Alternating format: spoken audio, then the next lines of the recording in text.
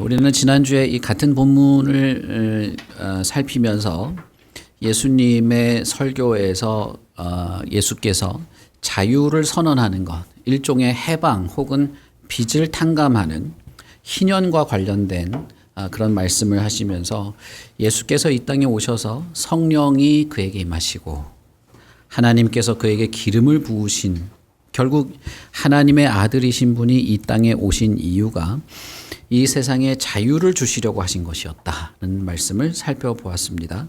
그것은 자유가 없는 자들, 가난한 자들, 눈먼 자들, 포로된 자들, 눌린 자들에게는 기쁜 소식이고, 그 기쁜 소식이 전하여지는 구약의 희년에 해당되는, 그 희년은 단지 이렇게 50년마다 반복되는 제도적인 것이었지만, 그러나 예수께서 진정한 희년, 진정한 이 인간을 자유롭게 하는 희년의 의미로 주의 은혜의 해를 전파하게 하려고 하나님께서 나를 보내셨다라고 하는 내용을 살펴보았습니다. 그래서 지금 예수님께서 말하는 주의 은혜의 해는 자유와 해방의 해이고 빚의 탕감이 있는 해이고, 그것이 예수 그리스도께서 오심으로써, 좀 더 정확하게 말하자면 예수 그리스도에게서 성취되는 그런 새로운 시대가 시작된다라는 것을 말씀하는 것이다. 말씀을 드렸습니다. 그러나 어쨌든 18절부터 19절까지의 내용은 이사야서에 있는 내용을 예수님이 낭독한 것입니다. 그러니까 저와 여러분처럼 그냥 성경을 펴서 읽은 거에 불과한 거예요. 그러나 예수님은 그걸 자기 자신의 내용으로 이제 말을 한 것이죠. 그 회당에 모인 사람들은 예수님도 어릴 때부터 다 봐왔던 사람들이고, 여기에는 우리 마가복음이나 마태복음에 보시면 예수님의 동생들도 여기 와서 앉아 있었습니다. 그리고 그 중에는 사람들 중에는 이제 마리아도 알고 예수님의 아버지 요셉도 알고 다 아는 사람들이죠. 고향 사람들인 겁니다. 그러니까 다 그들이 이제 예수님을 주목하여 볼 때 예수님이 21절의 말을 덧붙이게 되는 것입니다. 그것은 뭐냐면 이사야 선지자가 이렇게 기록을 한 것은 바로 나를 두고 한 말이다, 이렇게 말한 겁니다. 그 말이 뭐예요? 이 글이 오늘 너희 귀에 응하였다, 이렇게 말한 것이죠. 이 말은 이 선지자의 글이 오늘 너희들 눈앞에서 성취되었다, 성취되고 있다. 이 선지자의 글이 오늘 당신들의 눈앞에서, 당신들이 지금 귀로 듣고 있는 이 현장에서 나를 통해서 이루어지고 있다라고 말한 것이죠. 이 말은 이 이사야 선지자가 쓴 인물, 주의 성령이 내게 임했다라고 할 때 그 나, 하나님께서 나에게 기름을 부으셨다고 할 때 그 나, 하나님이 나를 보냈다라고 할 때 그 나가 지금 당신들 눈앞에 서 있는 예수, 바로 자신이고, 그것이 오늘 바로 지금 당신들 눈앞에 내가 여기 이렇게 서 있는 것이 여호와의 은혜의 해가 시작된 것입니다 라고 말한 것입니다. 누가복음 1장부터 우리가 쭉 생각해 보시면, 지금까지 우리는 누가복음에서 예수님의 탄생과 관련해서 예수님의 탄생이 그냥 어쩌다가 태어난 그게 아니라 구약에서부터 쭉 예언되었던 것들이 예수 그리스도께서 탄생하면서 성취되고 있다는 것을 우리가 살펴봤죠. 여러분 좀 오래되긴 했지만 기억이 나실 겁니다. 예수의 탄생, 처녀의 몸에서 태어날 것, 뭐 이런 것 등등이죠. 이것이 이미 수백 년 전에 예언된 것인데 예수가 탄생하면서, 예수님이 탄생하면서 그 구약의 예언들이 성취되는 것으로서 예수님이 탄생했다. 그것이 이제 누가복음의 취지예요. 그래서 보시면 누가복음은 구약에 예언된 내용대로 예수께서 탄생하셨다는 것을 기록할 때 그 성취가 언제 됐냐?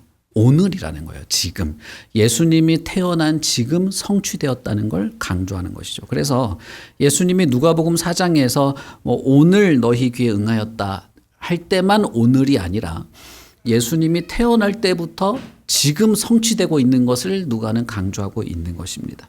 그래서 출생지, 베들레헴에서 태어날 것이다라고 하는 것, 처녀에게서 태어날 것이다 하는 것, 그가 어릴 때 애굽으로 갔다가 애굽에서 다시 올라오게 될 것이다라고 하는 이 모든 것들이 성취될 때 예수님이 살아있는 그 현장, 현실에서 오늘 성취되어 왔다고 하는 것이 누가복음의 취지인 것입니다. 그러므로 여기서 예수님은 자기 자신이 구약뿐 아니라 이사야 선지자가 예언한 바로 그 예언의 성취로서 나입니다. 바로 내가 그 성취입니다. 라고 자신을 드러낸 것입니다. 이사야 선지자의 이 내용은 수백 년 동안 이스라엘 사람들에게 희망의 메시지였어요. 그리고 구약 성경을 보시면 여러분 아브라함부터 시작해서 모든 족장들, 선지자들이 하나님이 약속한 구원의 날을 기다리고 있는 것이 있음을 우리가 알 수 있습니다.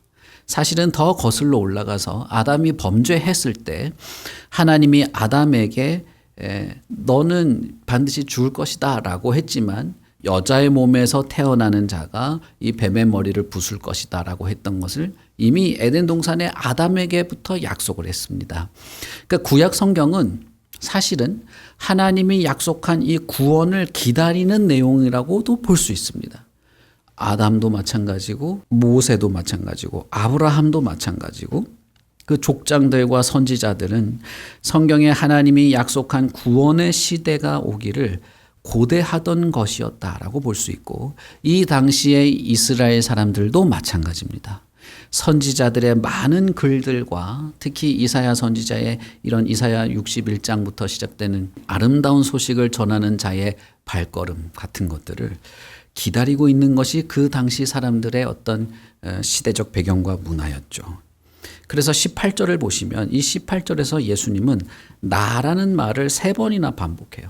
내게 임했고 내게 기름을 부었고 나를 보냈다라고 하면서 바로 나 예수 그리스도 자신이 당신들이 그토록 오랫동안 기다리고 바랐던 당신들과 당신들의 조상들이 그 족장들까지 거슬러 올라가는 더 거슬러 올라가서 아담에까지 미칠 만큼 그렇게 오랫동안 기다리고 바라봤던 바로 그 구원의 성취 하나님의 약속이 지금 바로 나를 통해서 성취되고 있다라고 밝힌 것입니다.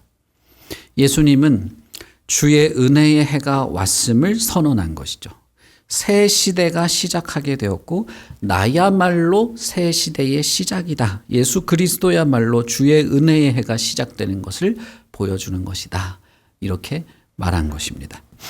이 말을 들은 청중들은 22절에 보시면 그 입으로 나오는 바 은혜로운 말을 놀랍게 여겼다라고 되어 있습니다. 이 내용은 마태복음과 마가복음에도 동일하게 있는 내용이에요. 마태복음 13장과 마가복음 6장에도 동일한 내용이 되어 있는데 마태복음이나 마가복음에도 예수님의 이 설교를 듣고 모두가 놀랐다라고 되어 있습니다. 그런데 마태복음과 마가복음에는 그 놀랐다라고 하는 단어를 진짜 깜짝 놀란 거죠. 깜짝 놀랐다 또는 경악했다 이런 단어를 썼습니다. 그러니까 그 당시 사람들이 정말 놀랐던 것 같아요. 이게 모여있는 사람들이. 그러나 누가복음의 이 놀랍다라는 말은 조금 단어가 다릅니다. 놀랍다, 감탄했다, 경탄했다 이런 의미로 단어를 살짝 바꿨어요. 그러니까 그 자리에 와 있던 사람들은 정말 경악한 사람들도 있었고 감탄한 사람들도 있었다라고 생각할 수 있죠. 그 당시의 분위기를 우리가 예상해 보기에는 감탄하면서 들은 사람도 있었던 반면 아주 경악한 사람도 있었다 이렇게 생각해 볼 수 있겠습니다. 누가복음은 어느 정도 약간 긍정적인 면도 좀 이 사람들 사이에 있었다는 것을 적으려고 하는 것 같은 그런 뉘앙스가 있긴 합니다. 그러나 그럼에도 불구하고 이 전체 분위기는 예수 그리스도의 이 말 선지자가 말한 그 사람이 나이고 선지자가 선언했던 그래서 그토록 오랫동안 기다렸던 주의 은혜의 해가 예수로부터 시작된다는 말을 들었을 때에 사람들이 반감을 가지게 된 것이 전반적인 분위기였다고 우리가 생각해 볼 수 있겠어요. 왜냐하면 마태복음과 마가복음에서 예수를 배척했다고 되어 있습니다. 그래서 배척했다라고 되어 있고 마태복음과 마가복음 둘 다 이게 경악스럽게 놀랬다는 단어를 썼기 때문이기도 하고 우리가 읽은 본문에서도 사람들이 결국은 예수님을 동네 밖으로 쫓아내서 이 나사렛은 산 꼭대기에 지어진 마을인데 그 꼭대기에서 떨어뜨려서 죽이려고 했던 결과가 이제 결론이 되죠. 그런 면에서 아마도 감탄하면서 그 말씀을 은혜롭게 들었던 사람이 있긴 하지만 그러나 사람들이 전반적으로 반대하는 거부하는 사람들이 많았거나 아니면 그 마음이 거부하는 마음으로 바뀐 것으로 우리가 생각해 볼 수 있습니다. 마가복음 6장 3절을 보시면 동일한 내용에 대해서 이렇게 기록하고 있는데 사람들이 이렇게 말하는 거죠. 이 사람이 마리아의 아들 목수가 아니냐, 야고보와 요셉과 유다와 시몬의 형제가 아니냐, 그 누이들이 우리와 함께 여기 있지 아니하냐 하고 예수를 배척한지라 이렇게 되어 있습니다. 누가복음을 보시면 이 부분을 좀 더 부각하면서 말하고 있는데 3장 22절을 보시면 3장 22절을 한번 보실까요? 3장 22절을 보시면 예수님께서 세례를 받을 때 장면이죠. 거기 보시면 성령이 비둘기 같은 형체로 그의 위에 강림하셨더니 하늘로부터 소리가 나기를 너는 내 사랑하는 아들이라 내가 너를 기뻐하노라 라고 합니다. 그러니까 성령이 임하시면서 하늘에서 소리가 났는데 너는 내가 사랑하는 아들이라 라고 하면서 예수님을 하나님의 아들로 선언하는 성부와 성령이 등장합니다. 그러니까 성부 하나님과 성령 하나님이 너는 내 아들이라 라고 하는데 23절 바로 그 다음 절 23절을 보시면 중간쯤 보시면 사람들이 아는 대로 요셉의 아들이니 이렇게 돼 있어요. 그러니까 하나님은 하늘에서 소리를 내면서 내 아들이다 라고 했지만 땅에 있는 사람들은 요셉의 아들이다 이렇게 생각하고 있었다는 거예요. 그래서 여기 보시면 아주 대조적으로 이 두 문장을 배치한 걸 우리가 알 수 있습니다. 단락이 나눠졌기 때문에 우리가 단락을 나눠서 읽었지만 한 번에 쭉 읽으면 22절과 23절은 아주 대조적으로 적어 놓은 거예요. 하나님은 하나님의 아들로 선언하지만 사람들은 예수를 요셉의 아들로만 봤다라는 것이죠. 그 장면이 이 4장에서도 동일하게 나오는 것입니다. 4장 22절에 보시면 은혜로운 말을 참 감탄하면서 들었으면서도 뭐라고 하느냐면 잠깐만 이 사람이 요셉의 아들이잖아. 이렇게 말한 것입니다. 예수께서는 내게 성령이 임하였다. 내게 기름을 부으셨다. 하나님께서 나를 보내셨다라고 하고 있지만 예수님께서 세례를 받을 때 하늘에서 음성이 날 때 그 음성을 들었던 사람들도 그 당시에 그 자리에 있었을 테지만 설교를 듣고 일정 은혜를 받고 감탄하는 사람들도 있었음에도 불구하고 사람들은 결국 아니 잠깐 이 사람이 요셉의 아들이 아닌가에 마음이 쏠렸다는 것입니다. 마태복음과 마가복음을 보면 더욱 신랄하게 말하는데 목수잖아 이렇게 말해요. 누가복음에는 단순히 요셉의 아들, 이렇게 하나님의 아들과 인간의 아들을 계속 반복해서 누가는 지금 말하고 있지만 마태복음과 마가복음은 좀 더 현장성 있는 표현을 썼는데 목수가 아니냐를 굳이 붙인 것이죠. 내가 그 집 식구들 다 아는데 나사렛의 저 구석탱이의 시골에 진짜 목수로 살고 있는 별 볼 일 없는 자들인데 비천한 신분인데 지금 이 자리에 예수의 여동생들 지금 와 있고 지금 우리 동네 사는 사람들 뻔한 사람들인데 이렇게 말한 겁니다. 그렇게 말하면서 배척한 것이죠. 사실 이 고향 사람들은 나는 네가 누군지 잘 안다라고 생각한 거예요. 나는 너가 누군지 잘 안다. 너는 요셉의 아들 목수고 너의 동생들도 내가 잘 알고 지금 이 자리에도 와 있고 네가 어떤 인간인지 나는 잘 안다. 나보다 나을 것 없잖아. 나보다 더 못난 인간이잖아. 라고 생각한 거예요. 그러나 그들은 예수를 잘 안다. 내가 예수님을 잘 안다고 생각했을지 몰라도 실상은 그들은 예수님의 정체에 대해서는 아무것도 모르는 자들이었습니다. 그 사람들은 예수님의 껍데기만을 보고 예수님의 참 모습을 보지 못했습니다. 그 말씀에 권위 있는 말씀, 은혜로운 말씀을 듣고 어떤 감탄하는 면, 어느 정도는 호의를 가졌다 할지라도 그것만으로는 예수님을 받아들이지 않았다는 거예요. 그것만으로는 믿음으로 연결되지 않았다는 것입니다. 적당히 매너 있고 적당히 호의를 가지는 것만으로는 믿음으로 연결되지 않았다는 면에서 참 아이러니한 것입니다. 그것은 현대시대의 기독교에 대한 태도도 비슷하다고 생각해요. 적당한 호의, 적당한 매너 정도는 참된 믿음이라고 말할 수 없는데 우리는 그것을 너무 과대해서 긍정적으로 바라볼 필요가 없다는 생각도 하게 됩니다. 어쨌든 갈릴리 사람들은 예수님의 가르침에 대해서 감탄하고 칭송하며 소문이 사방으로 퍼질 정도였지만 정작 고향 사람인 나사렛 사람들은 감탄하다가도 경멸하는 것으로 돌아서는 너무나 아이러니한 모습을 보이게 됩니다. 여러분, 예수님이 사탄의 시험을 이긴 이후에 우리 4장 14절부터 15절을 보시면 마귀의 시험을 다 이긴 이후의 내용이죠. 14절에 보시면 예수께서 성령의 능력으로 갈릴리에 돌아가시니 돼 있죠. 예수님이 갈릴리로 간 거예요. 갈릴리로 돌아가시니 그 소문이 사방에 퍼졌고 친히 그 여러 회당에서 가르치심에 뭇 사람에게 칭송을 받으시더라라고 돼 있죠. 그래서 예수님이 갈릴리에서도 가르친 것이죠. 가르쳤을 때 그때는 사람들이 감탄하고 칭송하면서 소문이 사방으로 퍼지게 된 거예요.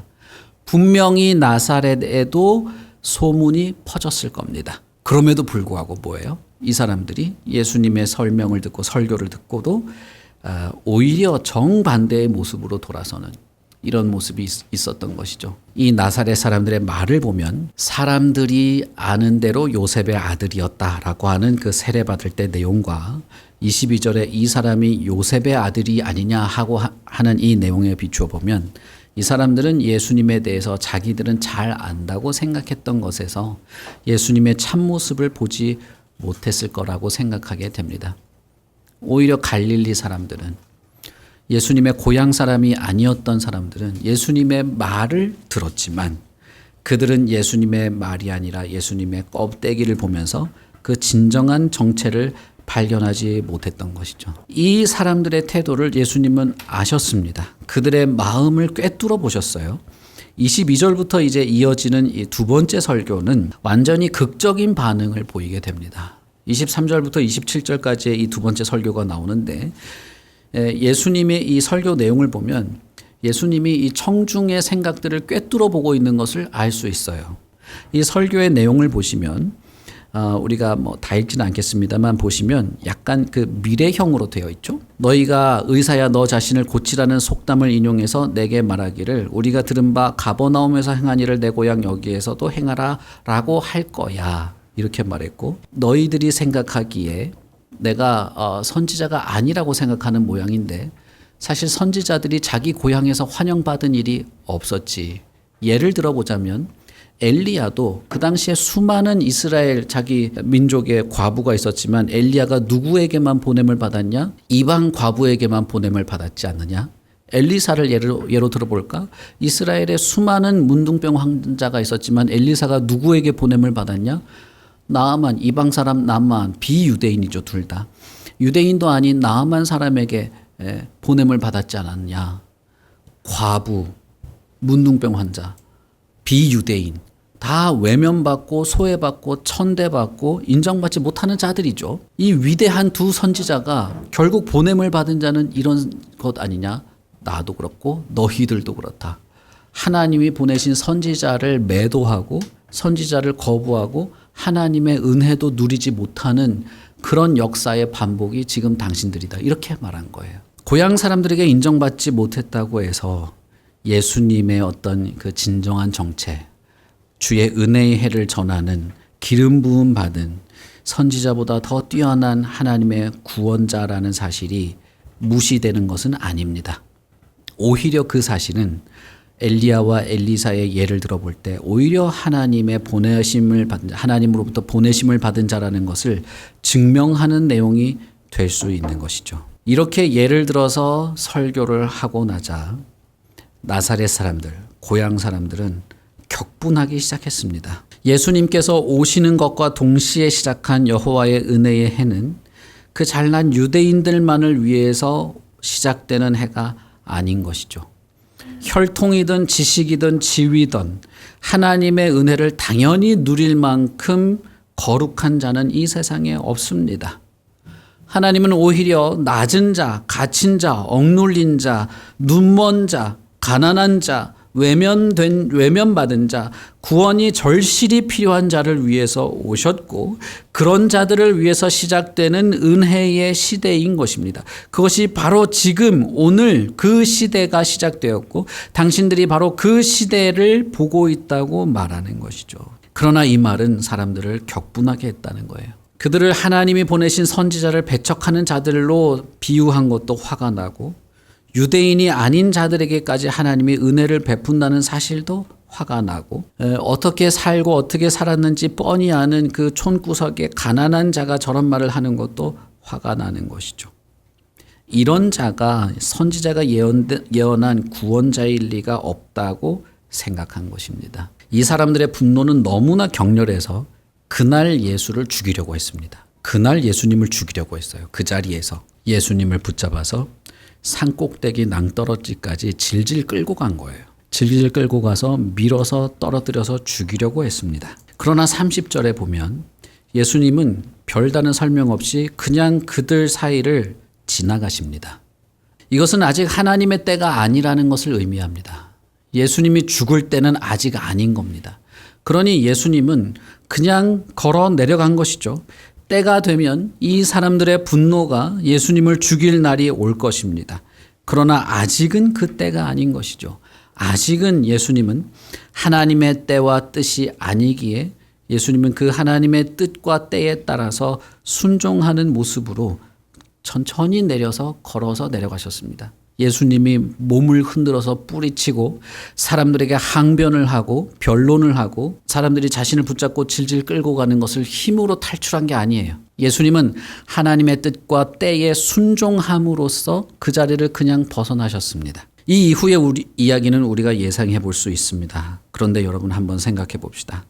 이런 수위의 폭력, 여러분 이런 수위의 폭력을 당해보신 적이 있으십니까? 아무도 없을 거예요. 이 중에는. 여러분 고향 사람들, 마을 사람들이 갑자기 쳐들어와서 나를 멱살을 잡고 끌고 가서 절벽에 떨어뜨리려고 하는 이런 어처구니 없는 폭력이 세상에 어디 있습니까?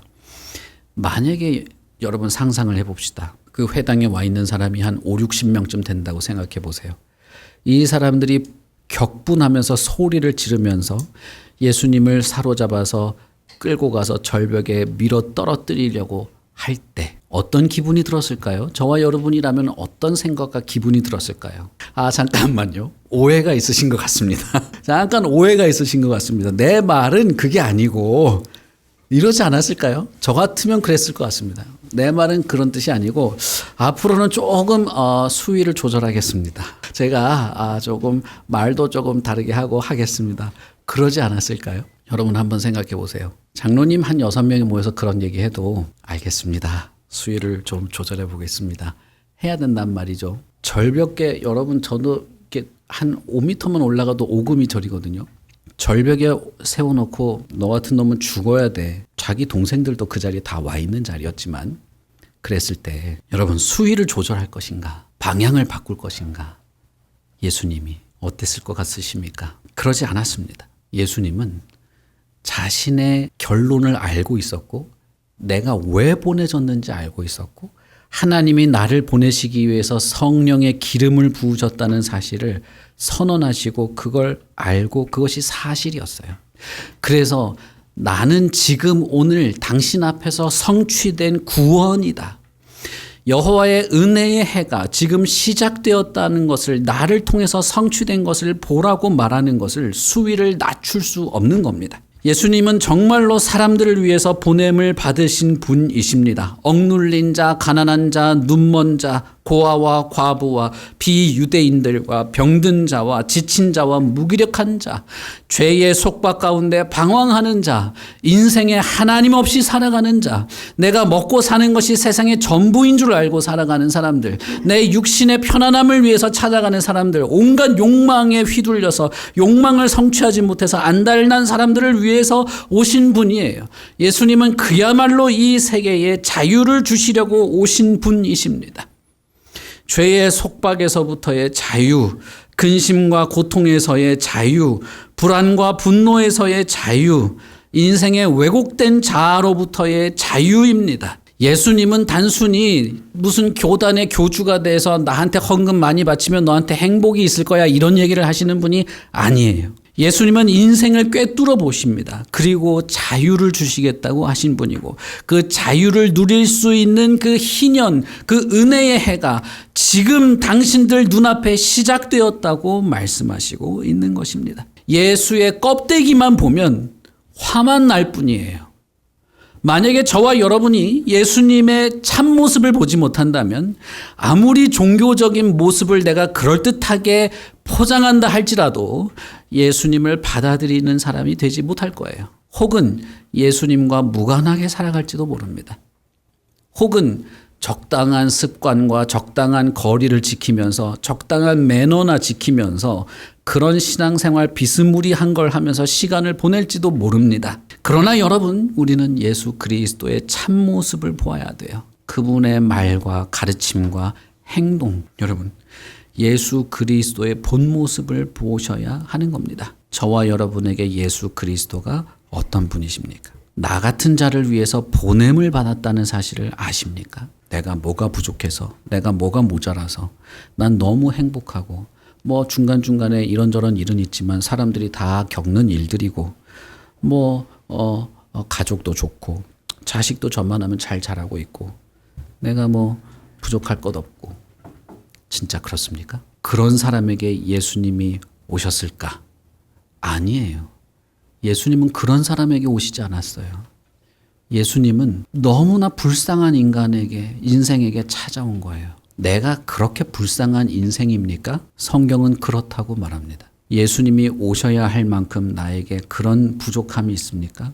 절대적인 공허, 절대적인 결함이 있다고 말합니다. 성경에 등장하는 수많은 사람들을 보십시오. 고위 관료도 있고 부자도 있고 거지도 있고 매춘부도 있고 종교 지도자들도 있었습니다. 그러나 그들 중에는 한결같이 자신의 결함을 인식한 사람들이 예수님을 찾아온 것을 알 수 있어요. 그리고 기독교 역사, 수천 년의 기독교 역사 속에서 수많은 지성인들, 과학자들, 철학자들도 예수 그리스도 아래서 참 자유를 누리며 참된 믿음을 가진 사람들이 있었습니다. 여러분, 과학이라고 해서 성경을 거부하기만 하는 건 아닙니다. 과학자들이라고 해서 성경에 대한 내용을 이게 다 신화라고 생각하는 것만은 아니에요. 만약에 그렇다면 과학자들이 전체가 다 불신자여야 되겠죠. 물론 많은 사람들이 과학자로서 내가 이것을 신화라고 생각한다고 말하는 사람들도 있긴 합니다. 그러나 그 반대도 있어요. 왜냐하면 과학은 인생을 설명해 주지 않습니다. 철학이 인생을 돌아보는 학문으로 철학이 인간에 대한 깊은 고민을 하지만 철학은 언제나 답이 없어요. 현상만 설명할 뿐이에요. 성경은 분명한 해답을 이야기합니다. 이게 맞냐 틀리냐? 죄송한 말씀이지만 그건 어떤 것으로도 검증이 안 됩니다. 검증할 수가 없어요. 검증할 도구를 우리가 가지고 있지 않아요. 10cm 자로 50km를 잴 수는 없는 거예요. 우리가 그런 검증한 도구를 가지고 있지 않다고 해서 성경을 믿을 수 없는 것, 예수 그리스도를 믿을 수 없는 것, 우리 동네에 그저 목수에 불과한 저 인간이 아무것도 아닌 것으로 치부할 수 없는 것입니다. 오히려 예수께서 말씀하시는 이 내용이 사실은 나를 말하고 있다는 사실을 우리는 경험할 수 있습니다. 우리의 인생이 얼마나 공허합니까? 우리의 인생이 얼마나 막막합니까? 내 계획과 생각이 얼마나 보잘것없습니까? 인생이 살다가 죽으면 그것으로 끝입니까? 그래서 이 세상에 내가 돈 잘 벌고 먹고 싶은 거 많이 먹고 실컷 쓰면서 쓰다가 그냥 죽어서 끝나는 게 전부면 여러분, 지금 우리가 죽어도 별로 상관이 없는 거예요. 지금까지 먹고 살아온 걸로 대강 만족하고 끝나도 되는 거예요. 왜 인생은 그토록 죽음에 대해서 두려워하면서 더 나은 삶에 대한 말할 수 없는 본능과도 같은 열정을 가지고 있습니까? 저는 짐승들이 그러는 걸 본 적이 없어요. 오직 인간만 그렇습니다. 하나님의 형상대로 지음받은 인간은 하나님의 힘과 능력과 하나님의 보호와 은혜로만 진정한 자기 자신을 발견하게 돼요. 내가 누군지 알게 됩니다. 예수 그리스도는 이렇게 공허한 자, 정신적 고통에 있는 자에게 자유를 선언하려고 오셨다라고 말한 것입니다. 우리에게 있어서도 예수님은 동일합니다. 2000년 전에만 그런 것이 아니고 지금도 그런 것이에요. 예수님은 저와 여러분을 위해서 보냄을 받았고 왔고 이 수많은 폭력에도 굴하지 않은 것입니다. 저와 여러분을 위해서 그런 거예요. 만약에 예수님이 자기 자신만을 위한다면, 내가 하나님의 아들이니까 그걸로 그냥 끝난다면 아무것도 안 해도 돼요, 예수님은. 그러나 예수님은 이 폭력에도 굴하지 않고 끝까지 하십니다. 왜냐하면 여러분 때문이에요. 저와 여러분 때문입니다. 나 같은 사람 때문이에요. 그렇기 때문에 여러분, 이 예수님에 대해서 그냥 내 취미 생활 중에 하나처럼 취급하시면 안 되는 겁니다. 내가 기분이 좋을 때는 막 뭐든 할 것 같이 굴다가 기분이 나쁘면 그냥 아무것도 아닌 것처럼 취급해버리는, 그럴 수 있는 분이 아니에요. 예수 그리스도는 언제나 우리에게 중심에 있어야 됩니다. 그분은 우리의 중심에 있는 분이고, 우리는 예수 그리스도 안에서야말로 진정한 자유를 누릴 수 있는 것입니다. 진정한 위로를 얻을 수 있는 것입니다. 예수님을 껍데기만 알면 안 됩니다. 누가복음을 우리가 쭉 읽고 있는데 예수님에 대한 이론을 설명하고 싶은 것이 아니에요.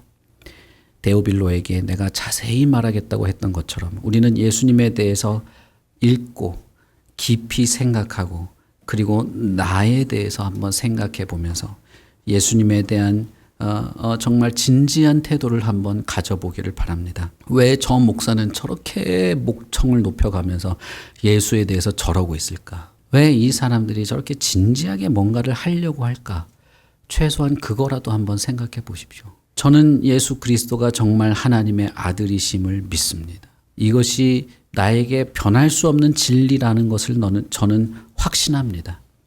그리고 저에게 있어서 내가 온전한 하나님의 백성으로 살아갈 수 있는 유일한 길이 예수님이라고 저는 믿습니다. 저에게 결함이 많아요. 가진 것도 별로 없고 그것 때문에 무척 고통을 많이 당합니다. 그럼에도 불구하고 저에게 정말 간절히 바라게 되는 것은 예수님을 더 잘 알고 더 진실하게 믿고 싶다는 것입니다.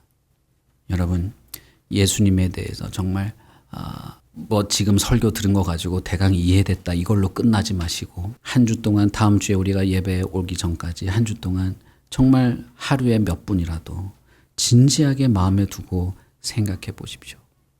이 나사렛에 예수를 너무나 잘 알 것 같은, 너무나 익숙한 이 사람들이 오히려 예수님을 죽이려고 하는, 어떤 면에서는 예수님을 죽이려고 했던 첫 번째 시도일 수도 있습니다. 이 사람의 모습 속에서 나의 모습도 발견하게 되는 것이죠. 예수님은 저와 여러분을 위해서 오셨습니다. 그분은 진정한 자유를 우리에게 주실 것입니다. 우리 같이 기도하겠습니다.